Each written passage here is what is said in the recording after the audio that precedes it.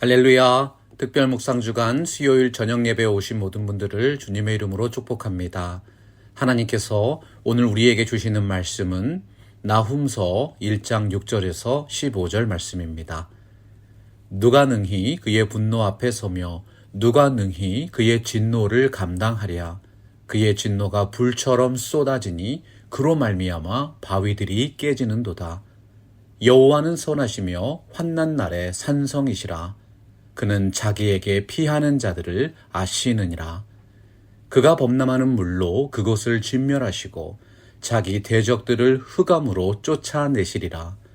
너희는 여호와께 대하여 무엇을 꾀하느냐? 그가 온전히 멸하시리니 재난이 다시 일어나지 아니하리라.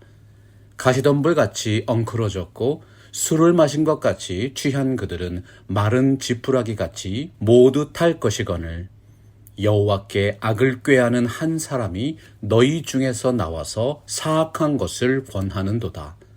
여호와께서 이같이 말씀하시기를 그들이 비록 강하고 많을지라도 반드시 멸절을 당하리니 그가 없어지리라. 내가 전에는 너를 괴롭혔으나 다시는 너를 괴롭히지 아니할 것이라. 이제 내게 지운 그의 멍에를 내가 깨트리고 내 결박을 끊으리라.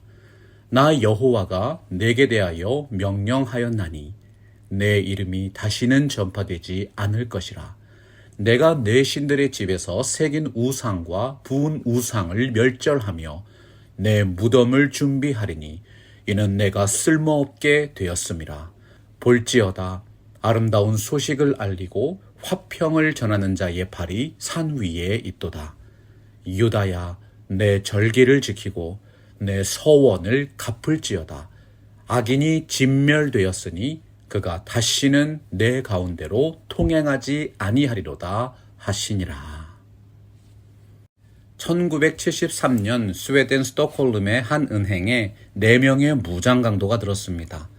은행 직원들을 인질로 잡고 6일 동안이나 경찰과 대치한 사건이었는데 당시 인질들은 처음에는 강도들을 무서워하지요. 시간이 흐르면서 자신들에게 호의를 베풀어준 범죄자들을 오히려 좋아하게 됩니다. 그들은 자신들이 범죄의 피해자라는 사실을 잊어버리고 오히려 강도들에게 유리한 증언을 하는 병적인 증상을 보입니다. 범죄 심리학에서는 이것을 스톡홀름 증후군이라고 말합니다. 피해자가 범죄자에게 오랜 기간 동안 인질로 붙잡히면 자신이 피해자인 것을 잊어버리고 범죄자를 따르게 되는 증상입니다. 이러한 스톡홀름 증후군이 세상 속에서 살아가는 성도들에게도 나타날 수 있습니다. 세상은 하나님의 백성을 인질로 붙잡고 있습니다. 계속해서 죄악으로 유혹하고 불의함으로 핍박합니다. 당근과 채찍이 반복적으로 주어지면 제 아무리 신실한 그리스도인들도 오히려 가해자인 세상을 사랑하고 세상을 옹호하게 되지요. 소위 영적인 스톡홀름 증후군에 빠지게 되는 것입니다. 예수님이 이 땅에 계셨을 때 이런 말씀을 하셨습니다. 내가 세상에 속하지 아니함 같이 저희도 세상에 속하지 아니하였나이다. 우리는 세상의 본질을 정확히 알아야 합니다. 세상은 근본적으로 하나님을 대적하고 있습니다. 우리는 세상을 긍휼히 여기고 세상을 변화시켜야 합니다. 그러나 죄악에 빠져서 세상을 사랑하면 안 되는 것이지요. 우리가 묵상하고 있는 나훔서 1장 3절에서 선포하십니다. 여호와는 노하기를 더디하시며 권능이 크시며 벌받을 자를 결코 내버려 두지 않으신다. 사랑하고 존경하는 성도 여러분, 하나님께서 왜 그토록 많은 나라들을 심판하셨습니까? 그들이 회개하고 하나님께로 돌아오게 하기 위함입니다. 하지만 끝까지 회개하지 않았을 때에는 철저하게 심판하시는 분이 하나님이시고 하나님의 성품, 신실하심입니다.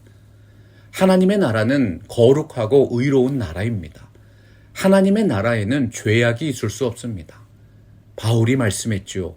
보라, 지금은 은혜 받을 만한 때요, 지금은 구원의 날이로다. 하나님의 은혜의 날이 끝나기 전에 이 땅의 모든 열방이 주께 돌아오기를 간절하게 기도합니다. 오늘 우리에게 주신 본문을 통해서 나훔서가 말씀하는 두 가지 희망의 메시지를 함께 살펴보겠습니다. 하나님이 우리를 알고 계신다는 것이 희망입니다. 인간의 역사는 하나님을 대적하고 문명의 바벨탑을 확장해온 역사입니다. 온 인류가 하나가 되어서 하나님을 겸손하게 예배한 적이 단 한 번도 없었습니다. 하나님이 없어도 인간이 다 이룰 수 있다는 생각, 이것이 바로 지금까지 세상을 이끌어온 인본주의 철학의 근원이죠. 하지만 여러분, 오늘 말씀 6절을 보십시오. 누가 능히 그의 분노 앞에 서며 누가 능히 그의 진노를 감당하랴 말씀하고 있습니다. 하나님의 분노라는 단어가 구약 성경에서 22번이 나옵니다. 분노라는 말이 나오면 반드시 다음에는 심판의 메시지가 선포됩니다. 성경에 정해진 패턴이죠. 고대 근동의 니누웨는 크기가 3일길에 이르렀고 어린아이만 12만 명이 있었다고 요나서에 기록되어 있어요. 당시 세계에서 가장 큰 도시 중에 하나가 니누웨 성입니다. 그처럼 번성했던 성읍이 흔적도 없이 사라질 것이라고 나훔 선지자가 예언했습니다. 실제로 과거에 존재했던 위대한 문명들이 모두 패망했습니다. 이집트는 아수르에 의해서 멸망했고 아수르는 바벨론에 의해서 유린당했습니다. 팍스로마의 권력은 야만인들에 의해서 정복당했지요. 성경에 기록된 고대 제국들이 남긴 것은 폐허밖에 없습니다. 아수르가 남긴 유산은 런던에 있는 대형 박물관에 소장된 문짝 몇 개가 전부입니다. 사랑하는 여러분, 모든 인생들은 하나님을 만날 만한 때에 반드시 만나야 합니다. 오늘 말씀 7절이 선포하고 계시죠. 여호와는 선하시며 환난 날에 산성이시라. 그는 자기에게 의뢰하는 자들을 아시느니라. 제가 어린 시절에는 민방위 훈련이라는 것이 있었습니다. 공습경보 사이렌이 울리면 근처에 있는 방공호로 급히 대피하는 훈련이었어요. 마찬가지로 하나님을 의뢰한다는 말은 하나님을 피난처로 믿고 황급히 달려간다는 뜻입니다. 지진이 나면 낮은 곳으로 몸을 피하십시오. 해일이 오면 높은 곳으로 몸을 피합니다. 그리스도인들은 마지막 환난의 날에 오직 하나님만을 전적으로 의지하고 하나님께로 피하는 분들입니다. 그런데 만약 어떤 분이 마지막 날에 하나님께로 피했는데 하나님이 그분을 모른다고 하시면 얼마나 슬픈 일입니까? 환난 날에는 하나님의 진노가 불처럼 쏟아지고 바위들이 깨져나가고 바다와 강물이 마을을 쓸어버립니다. 바로 그때 단 하나 남은 피난처로 몸을 피했는데 문이 열리질 않는 것입니다. 이유가 무엇입니까? 하나님과 개인적이고 인격적인 관계를 맺지 못했기 때문입니다. 기독교의 가장 큰 특징은 우리가 먼저 하나님께로 나간 것이 아니라 하나님께서 먼저 우리에게 찾아오셨다는 데 있습니다. 하나님을 아는 지식은 하나님께서 먼저 우리를 아신 바 되었다는 사실에서 출발하는 것이지요.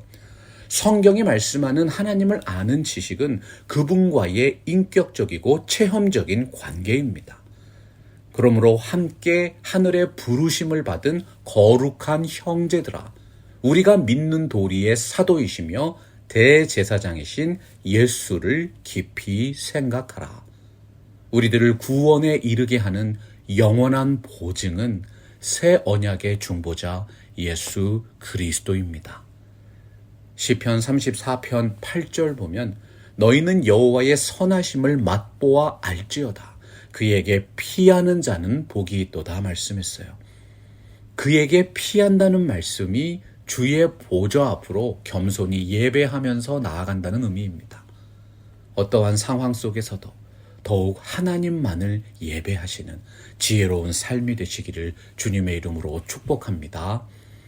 하나님께서 악의 멍에를 깨뜨리시고 죄의 결박을 끊어주신다는 것이 희망입니다. 보통 고대시대의 전쟁은 신들의 전쟁이라고 불렸습니다. 두 나라가 서로 싸움을 할 때 더욱 강한 신을 예배하는 자들이 전쟁에서 이긴다는 토속신앙이었죠. 만약 아수르가 이스라엘을 무너뜨린다면 그 당시 사람들의 생각으로는 아수르의 신이 이스라엘의 하나님보다 강한 신이 되는 것입니다. 북이스라엘을 멸망시킨 아수르 군대의 포악함은 이루 말할 수 없었습니다. 남유다에게 수많은 외교적인 압박과 굴욕적인 복종을 강요했습니다. 남유다 백성들은 두려움과 불안에 빠져 있었습니다. 하나님께서 도대체 어떤 계획을 갖고 계신지 헤아릴 수 없었습니다. 그분들은 하나님을 더욱 의지하고 예배하기보다는 아수르에 복종하고 세상을 따름으로 문제를 해결하려고 했던 것이지요. 오늘 말씀 9절 보십시오. 너희가 여호와를 대하여 무엇을 꾀하느냐? 그가 온전히 멸하시리니 재난이 다시 일어나지 아니하리라 하나님께서 약속해 주셨습니다. 아수르는 자기의 힘과 자기 능력을 믿고 남유다의 하나님을 우습게 여겼는지도 모릅니다. 그러나 하나님은 그들을 온전히 멸하신다고 말씀하셨습니다. 누가 진정한 역사의 주인이시며 누가 유일한 예배의 대상이신지 분명히 알리신 것이지요. 오늘 말씀 12절을 보십시오. 여호와께서 이같이 말씀하시기를 그들이 비록 강하고 많을지라도 반드시 멸절을 당하리니 그가 없어지리라. 내가 전에는 너를 괴롭혔으나 다시는 너를 괴롭히지 아니할 것이라. 괴롭힌다는 말씀, 하나님께서 겸손케 하시기 위해 낮추셨다는 뜻입니다. 나쁜 의도가 아니라 좋은 뜻으로 고난을 통해 연단하셨다는 것이지요. 하나님께서 고통 가운데 있는 주의 백성을 어떻게 구원하십니까? 13절 말씀입니다. 이제 내게 지운 그의 멍에를 내가 깨뜨리고 너희의 결박을 끊으리라. 구약 성경이 말씀하는 멍에와 결박은 이스라엘의 주권과 자유가 이방 민족에 의해서 속박당할 때 사용되었습니다. 남유다는 마치 멍에를 메고 농부의 손에 끌려가는 소와 같은 모습이었습니다. 주인이 벗겨주지 않으면 절대로 벗을 수 없는 삶의 굴레요 속박이었지요. 그러한 멍에를 깨뜨리시고 결박을 끊어주신다는 약속입니다. 하나님의 백성이 반드시 누리고 살아야 하는 온전한 자유를 허락하신다. 히브리서 2장 14절 보면 예수 그리스도의 죽으심으로 말미암아 사망의 세력을 잡은 자 곧 마귀를 없이 하시며라고 기록되어 있습니다. 하나님께서 허락하시는 구원은 죄악의 멍에를 깨뜨리시고 죽음의 결박을 끊어버리시는 온전한 심판을 통해서 이루어집니다. 오늘날 많은 분들이 하나님의 심판이 종말의 날에 있을 것이라고 생각합니다. 하지만 사실상 그 심판에 대한 판결은 지금 이 땅에서 내려지는 것이지요. 저를 믿는 자는 심판을 받지 아니하는 것이요 믿지 아니하는 자는 하나님의 독생자의 이름을 믿지 아니하므로 벌써 심판을 받은 것이니라. 누구든지 이 땅에 있을 때 예수님을 믿지 않으면 더 이상의 기회가 없습니다. 그날의 심판대에서 영원한 형벌을 받게 되는 것입니다. 그래서 오늘 말씀 15절은 볼지어다 아름다운 소식을 알리고 화평을 전하는 자의 발이 산 위에 있다고 감격스럽게 선언하고 있습니다. 화평이라는 말, 샬롬이라는 히브리어입니다. 모든 면에서 부족함이 없는 축복의 충만입니다. 그 화평을 전하는 자는 자기의 생각과 자기의 뜻을 전하는 사람이 아닙니다. 오직 하나님께서 이루어 주신 아름다운 소식을 전파하시는 분들이지요. 사도 바울이 나훔서의 말씀을 로마서 10장 15절에서 아름답게 표현했습니다. 아름답도다 좋은 소식을 전하는 자들의 발이여. 사랑하고 존경하는 성도 여러분, 그 아름다운 소식이 무엇입니까? 우리를 거스르고 우리를 대적하는 의문에 쓴 증서를 도말하시고 제하여 버리사 십자가에 못 박으시고 정사와 권세를 벗어버려 밝히 드러내시고 십자가로 승리하셨느니라. 우리 주 예수 그리스도의 십자가의 승리입니다. 우리들의 영원한 소망이신 하나님이 오늘도 말씀을 통해서 우리의 모든 것을 다 아시는 하나님께 집중하게 하십니다. 너희는 여호와의 선하심을 맛보아 알지어다 말씀하셨습니다. 여러분이 올려드리는 모든 기도가 하나님의 뜻에 합당하게 되기를 기원합니다. 오직 한 분 하나님을 향한 온전한 예배가 삶 속에서 드려지게 하시고 하나님의 귀한 뜻이 우리들의 삶에 이루어지게 하여 주옵소서. 내가 세상에 속하지 아니함 같이 저희도 세상에 속하지 아니하였나이다. 예수님의 말씀이 오늘 우리가 세상을 이기는 힘이 되어 주실 줄로 믿습니다. 세상을 긍휼히 여기고 영혼을 사랑하되 세상에 빠져서 믿음을 버리는 일이 없게 하시고 세계를 품고 다양한 문화와 교류하되 말씀을 버려 징계받는 일이 없게 하여 주옵소서. 나의 생각한 것이 반드시 되며 나의 경영한 것이 반드시 이루리라. 하나님이 작정하신 구원의 계획이 사랑하는 팜스프링스 개혁장로교회 성도 여러분의 삶에 온전히 이루어지기를 주님의 이름으로 축원합니다. 말씀 앞에서 경외함으로 주께 홀로 섭니다. 생명의 말씀 읽고 순종해 주를 예배합니다. 기록된 말씀 힘이 있어서 진리로 우리 거룩해 하며 거룩한 말씀 세세 영원히 복음이 되어 말씀하시네.